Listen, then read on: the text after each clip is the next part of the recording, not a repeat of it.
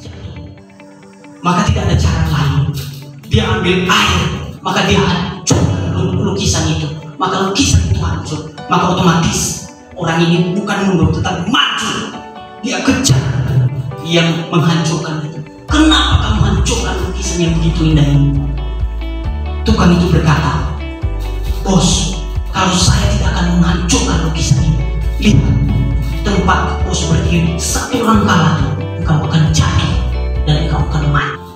Kami muliakan Engkau ya Tuhan. Kami agungkan Engkau. Kami tinggikan Engkau ya Tuhan. Bapa yang di surga, biarlah pujian kami menyenangkan hati-Mu ya Tuhan. Biarlah penyembahan kami menyenangkan hati-Mu ya Tuhan. Terima kasih Tuhan. Ini yang bisa kami berikan kepada Tuhan. Pujian kami, doa kami. Terima kasih Tuhan, terima kasih.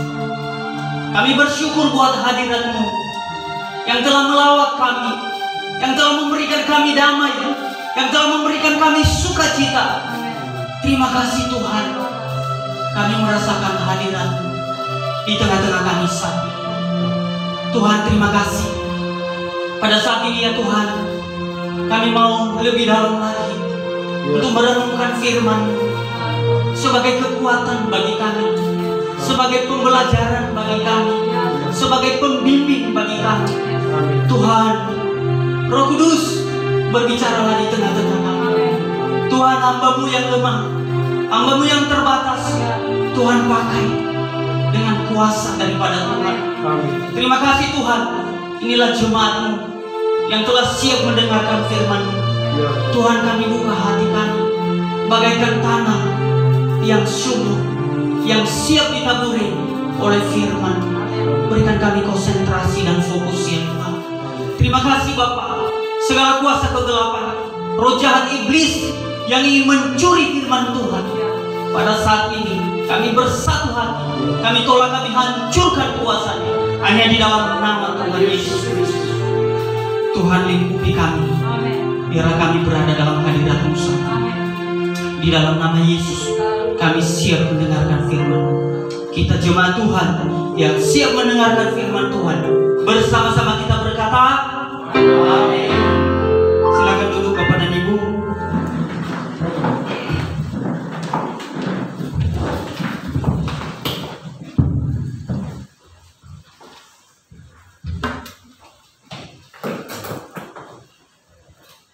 Salam. Shalom.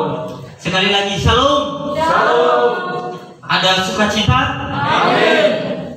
Ada kebahagiaan? Amin. Amin. Buktikan sebagai tanda sukacita kita. Berikan senyum termanis terbaik di kanan, samping kanan kiri. Wah, luar biasa. Senyum termanis. Baik, Bapak dan Ibu, kelihatan sukacitanya. Kita akan merenungkan firman Tuhan pada hari ini. Kita mencoba belajar dari Yeremia.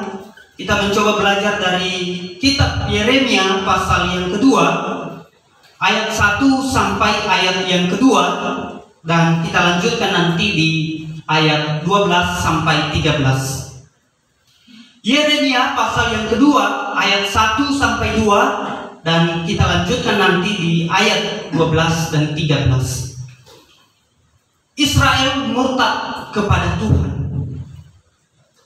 Firman Tuhan datang kepadaku, bunyinya, pergilah memberitahukan kepada penduduk Yerusalem dengan mengatakan, beginilah firman Tuhan. Aku teringat kepada kasih-Mu pada masa mudamu, kepada cinta-Mu pada waktu engkau menjadi pengantin. Bagaimana engkau mengikuti aku di padang gurun, di negeri yang tiada tetaburannya. Kita lanjutkan di 12 ayat 13. Tertegunlah atas hal itu, hai langit, menggigil dan gemetarlah dengan sangat. Demikianlah firman Tuhan. Sebab 2 kali umatku berbuat jahat. Mereka meninggalkan aku, sumber air yang hidup, untuk menggali kolam bagi mereka sendiri, yakni kolam yang bocor, yang tidak dapat menahan air. Amin.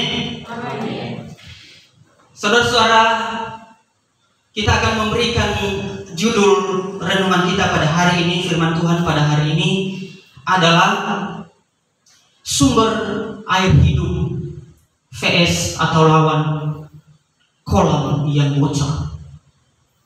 Sumber air hidup vs atau lawan kolam yang bocor. Saudara-saudara, artinya apa? Ini firman Tuhan ini, saudara-saudara, Tuhan sendiri yang menyampaikan isi hatinya. Dia menyampaikan kedalaman hatinya kepada Israel. Melalui siapa? Melalui Nabi Yeremia. Supaya isi hatinya ini disampaikan kepada umat pilihan Allah, orang-orang percaya. Apa isi hati Tuhan yang mau disampaikan kepada orang-orang percaya, kepada umat pilihan Allah? Isi hati Tuhan mengatakan bahwa katakan kepada orang pilihan Allah, kepada orang Israel, bagaimana cinta mula-mula mereka.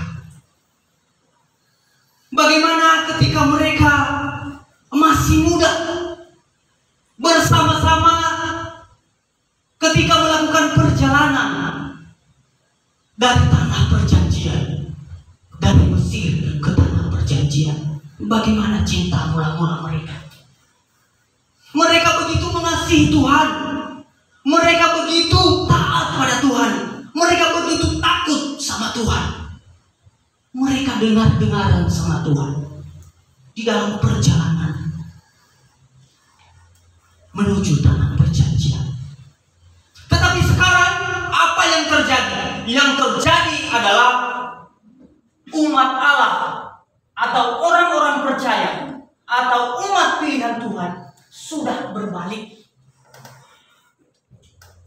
berbuat jahat. Mereka melakukan hal yang jahat di hadapan Tuhan. Jadi inilah isi hati Tuhan yang mau dia sampaikan melalui Nabi Yeremia, untuk disampaikan kepada umat Allah, untuk disampaikan kepada orang-orang percaya mengenai cinta mula-mula mereka. Saudara-saudara, kalau kita perhatikan di ayat yang ke-7, Yeremia pasal 2 ayat yang ke-7 dikatakan di situ, aku telah membawa kamu ke tanah yang subur untuk menikmati buahnya dan segala yang baik daripadanya. Tetapi segera setelah kamu masuk, kamu menajiskan tanahku. Tanah milikku telah kamu buat menjadi kekejian. Bapak dan Ibu, Tuhan telah memberikan segalanya kepada umat pilihan Allah, kepada orang-orang percaya. Apa? Yaitu berlimpah susu dan madu, yaitu tanah perjanjian, tanah yang berlimpah susu dan madu. Mereka tidak akan berkekurangan lagi. Mereka, apapun yang mereka butuhkan sudah ada di tanah perjanjian, di tanah yang berlimpah susu dan madu. Apapun, tidak ada kekurangan. Mereka berlimpah. Tetapi justru sebaliknya yang terjadi, mereka meninggalkan Tuhan. Inilah yang Tuhan sampaikan melalui firman Tuhan ini. Sampaikan kepada mereka, sampaikan kepada umat Allah, kepada orang-orang percaya. Ketika mereka diberkati, kenapa mereka sebaliknya meninggalkan Tuhan? Kenapa sebaliknya mereka menjauh daripada Tuhan? Mereka kan tidak ada kekurangan, berlimpah susu dan madu. Teman-teman, kita akan belajar dari firman Tuhan ini. Ketika segala sesuatu itu berlimpah, ketika tidak ada kekurangan, ketika semua berjalan dengan baik, teman-teman, hati-hati. Kenapa orang percaya seperti ini? Karena ternyata setelah kita memperhatikan, karena mereka sudah merasa cukup, Mereka sudah merasa tidak ada lagi yang kurang. Mereka merasa mereka mampu.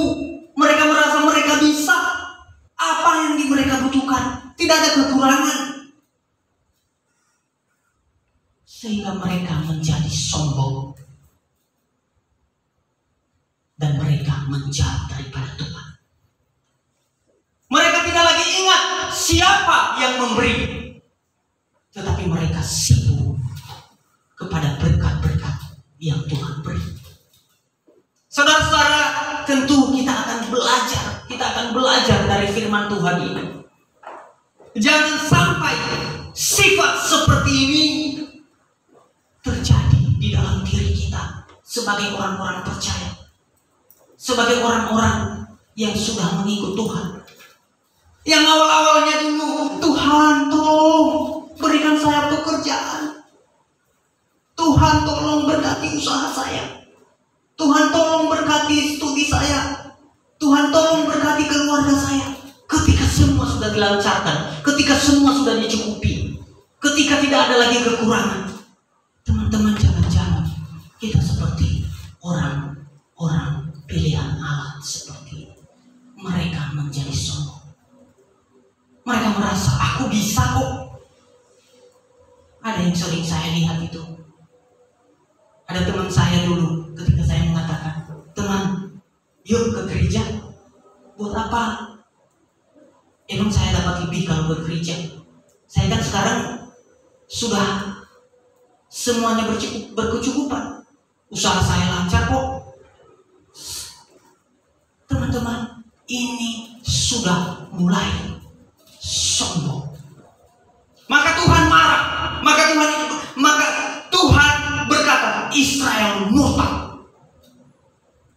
Hati-hati teman-teman.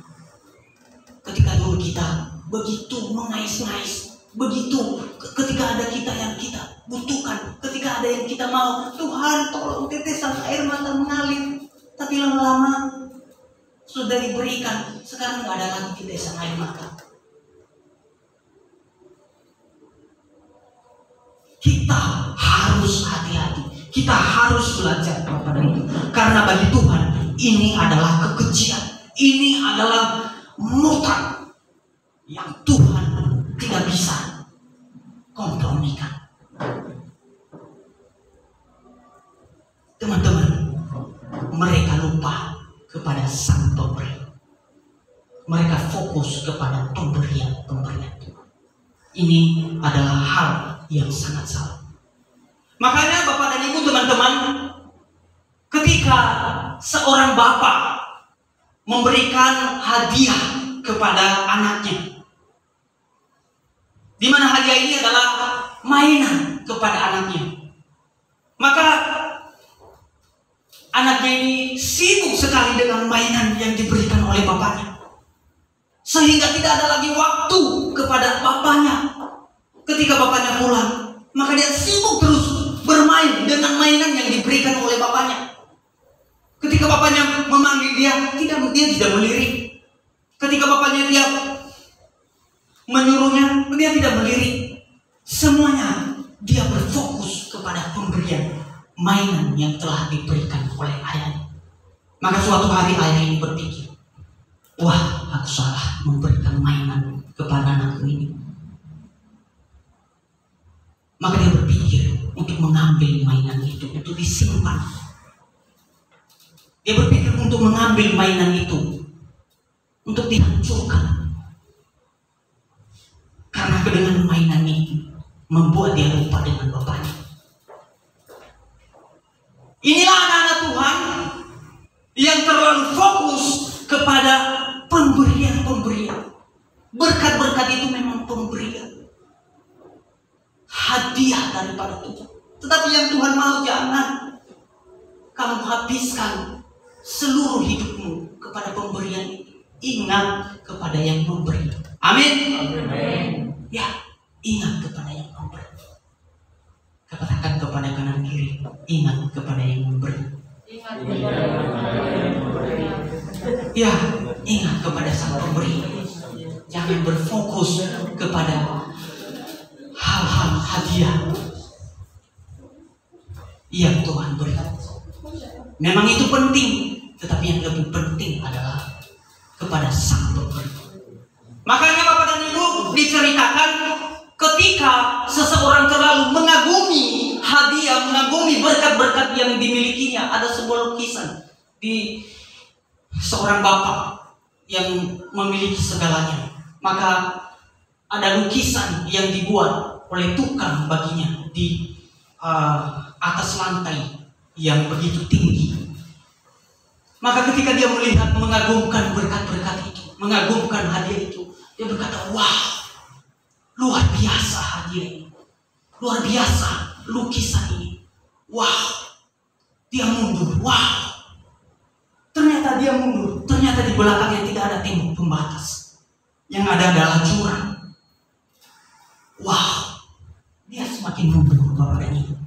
Maka ketika tukang itu melihat, waduh, bagaimana caranya supaya bos saya ini tidak akan jatuh dalam jurang itu. Kalau saya teriak pasti dia akan kaget, pasti jatuh. Maka tidak ada cara lain. Dia ambil air, maka dia hancurkan lukisan itu. Maka lukisan itu hancur. Maka otomatis orang ini bukan mundur, tetapi maju. Dia kejar yang menghancurkan itu. Kenapa kamu hancurkan lukisan yang begitu indah ini? Tukang itu berkata, bos, kalau saya tidak akan menghancurkan lukisan ini, lihat tempat bos berdiri, satu langkah lagi engkau akan jatuh dan engkau akan mati.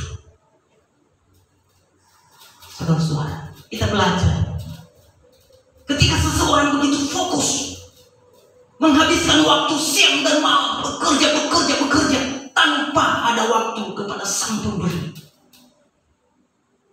Sang Pemberi itu berpikir ini tidak baik baginya. Apakah tidak dihancurkan saja ini lukisan? Bapak dan Ibu, jangan pernah lupa kepada Sang Pemberi. Amin. Amin. Karena yang memberi itu adalah karena Sang Pemberi itu adalah sumbernya pemberian yang kita dapatkan. Itu hal yang pertama yang kita pelajari dari firman Tuhan ini, untuk kita tidak lupa kepada Sang Pemberi. Jangan berfokus kepada pemberian-pemberian. Jangan habiskan waktumu dengan pemberian-pemberian itu, tetapi berikanlah waktumu kepada Sang Pemberi. Maka hal yang kedua yang kita pelajari Bapak dan Ibu dari firman Tuhan ini, di ayat yang ke-13 berkata, sebab 2 kali umatku berbuat jahat, mereka meninggalkan aku, sumber air yang hidup. Garis bawahi, sumber air yang hidup. Katakan sumber air yang hidup. Sumber air yang hidup. Teman-teman, sumber air bagi tanaman itu sangat penting untuk pertumbuhan, untuk kehidupan tanaman. Kalau di dalam tanaman, di dalam tanah tidak ada lagi sumber air untuk diserap oleh sebuah tanaman, maka tanaman itu layu. Karena tanaman itu kering dan tanaman itu menjadi mati. Saudara-saudara, di dalam kehidupan orang percaya, sumber air itu adalah Tuhan sendiri. Amin. Kalau jemaat Tuhan, kalau orang percaya jauh daripada sumber air hidup, maka terjadilah kekeringan rohani, terjadilah kematian rohani. Makanya Bapak dan Ibu, saudara-saudara, ketika diceritakan di Yohanes pasal 14, di dalam Yohanes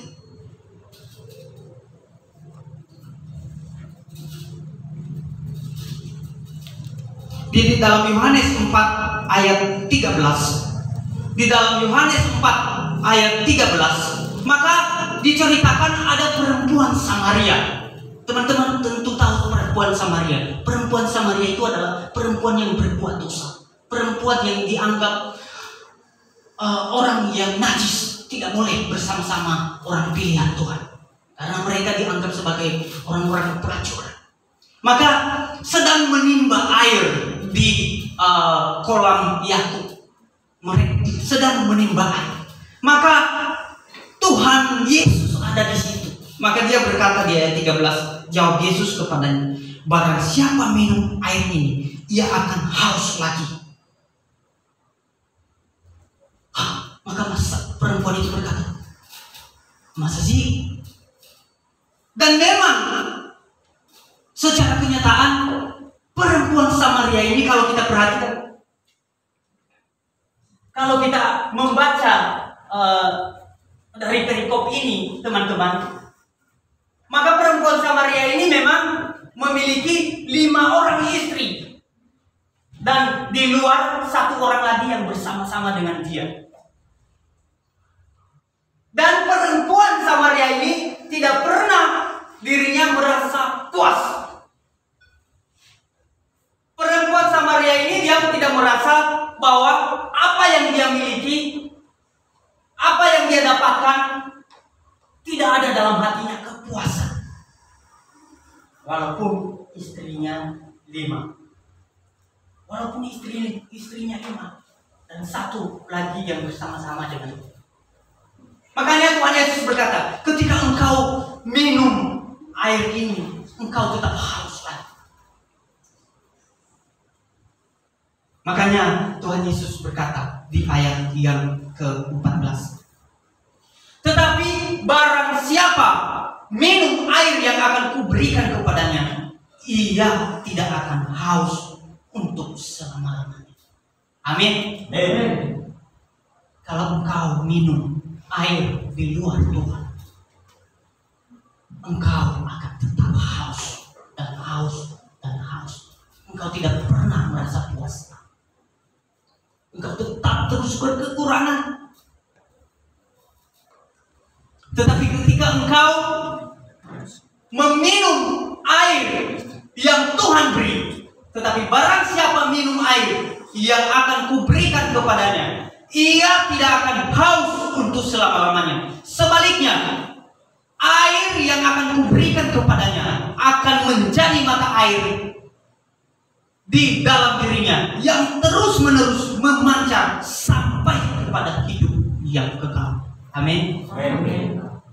Itulah perbedaan air yang Tuhan Yesus berikan dengan air yang diberikan oleh dunia.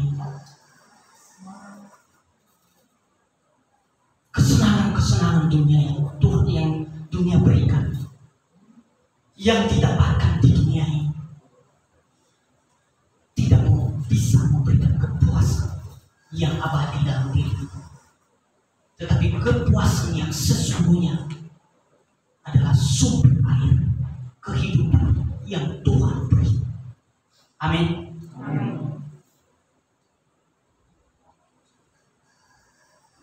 Maka Tuhan mencari yang berdosa itu, perempuan Samaria itu, mencari yang haus itu, mencari yang hatinya kering itu.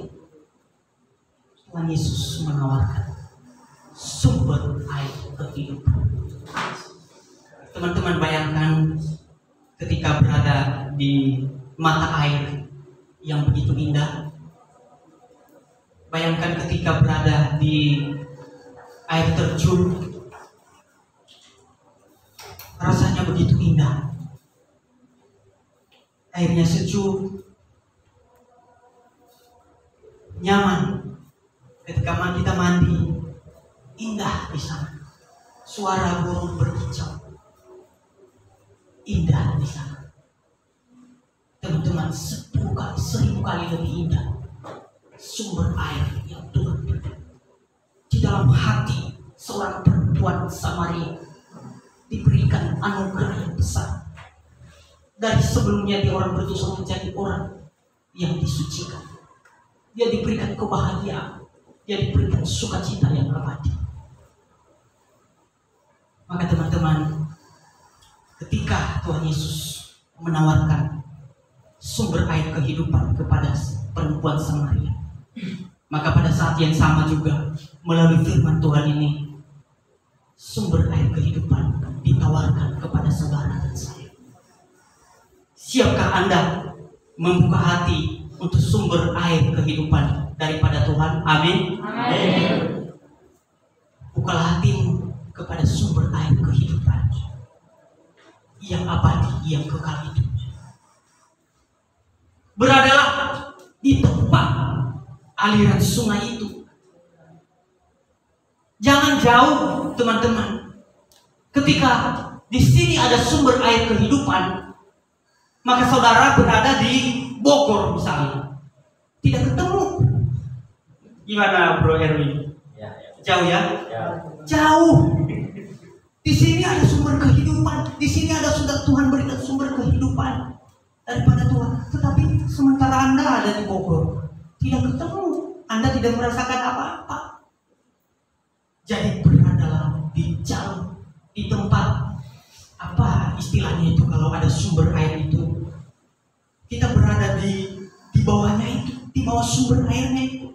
Jangan di atas darat. Anda tidak menikmatinya. Jadi beradalah di sumber airnya Tuhan. Duduklah di sana dan nikmatilah sumber air kehidupan itu. Amin. Amin. Bapak dan Ibu, itu hal yang kedua yang kita pelajari, bahwa Tuhan adalah sumber air kehidupan yang kekal. Dan yang terakhir dan yang ketiga yang kita pelajari daripada firman Tuhan ini, saudara-saudara, adalah di ayatnya yang ke-13, hal yang terakhir. Dikatakan, sebab 2 kali umatku berbuat jahat. Mereka meninggalkan aku, sumber air yang hidup, untuk menggali kolam bagi mereka sendiri, yakni kolam yang bocor, yang tidak dapat menahan air. Ketika Anda berada jauh kepada sumber air kehidupan, maka Anda sedang tidak sadar, sedang merencanakan, sedang berbuat untuk kehidupan Anda, untuk menggali kolam yang bocor. Ketika Anda berada jauh daripada sumber Sang Pemberi, ketika Anda menjalani kehidupan dengan kekuatan Anda sendiri, dengan kemampuan Anda sendiri, itu artinya sama dengan sedang menggali kolam yang bocor. Seakan-akan ada airnya, tetapi lama-kelamaan airnya suka kering karena suka bocor. Tidak ada artinya. Maka firman Tuhan ini menyadarkan kepada kita pada saat ini, tidak ada jalan lain selain dekat kepada Sang Pemberi, kepada sumber kehidupan, supaya kolam kita itu tidak bocor. Amin. Amin. Makanya Bapak dan Ibu, saya percaya kita semua di tempat ini orang yang bekerja keras. Amin. Amin. Tetapi jangan sampai kerja keras kita tidak ada waktu lagi untuk kita mengucap syukur, untuk kembali kepada Bapa. Kerja keras mantap, tetapi kalau kita tidak ada waktu kepada sumber air kehidupan, maka sama saja kita sedang mempersiapkan kolam-kolam kita sebagai kolam yang bocor. Makanya Salomo, orang yang punya segala sesuatunya, orang yang punya harta emas, tidak ada hal, dikatakan di dalam firman Tuhan dia orang terkaya. Maka dia berkata, segala sesuatu yang kamu perbuat dengan kekuatanmu sendiri, semuanya sia-sia, seperti menjaring angin. Jaringlah angin, tidak ada mendapatkan apa-apa, seperti menjaring angin. Mungkin ada yang mengatakan, saya kuat kok, saya bisa, saya punya sesuatu. Orang yang berkata itu akan terlihat kekuatannya ketika dia sakit. Orang yang mengatakan saya punya, saya ini, orang seperti itu akan kelihatan ketika dia sakit. Kekayaan itu tidak ada artinya ketika sakit. Jabatan itu akan kelihatan ketika Anda sakit. Tidak ada artinya jabatan itu. Teman-teman, firman Tuhan pada hari ini kepada kita ada tiga hal yang kita pelajari. Yang pertama adalah jangan lupa kepada Sang Pemberi. Jangan berfokus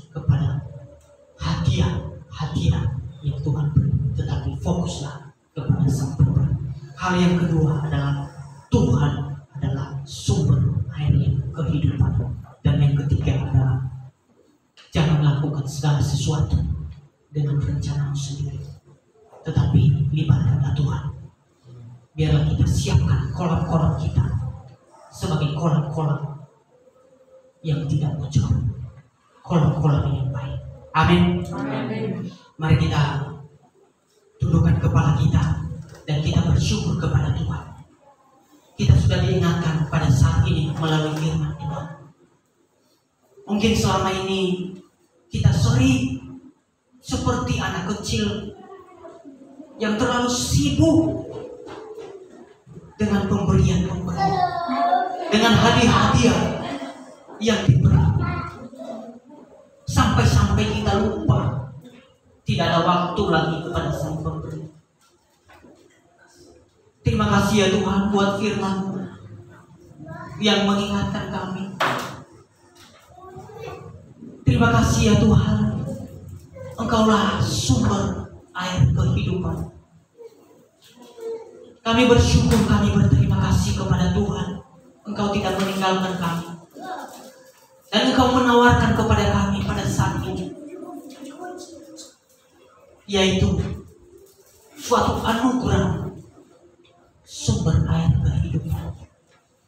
Tuhan, inilah jemaat-Mu, kami siap meresponi firman, supaya kami tidak dibuang, supaya kami tidak menjadi orang-orang yang buta. Terima kasih, kami bersyukur, kami berterima kasih kepada-Mu. Materikan firman ya Tuhan, dan sempurnakan firman.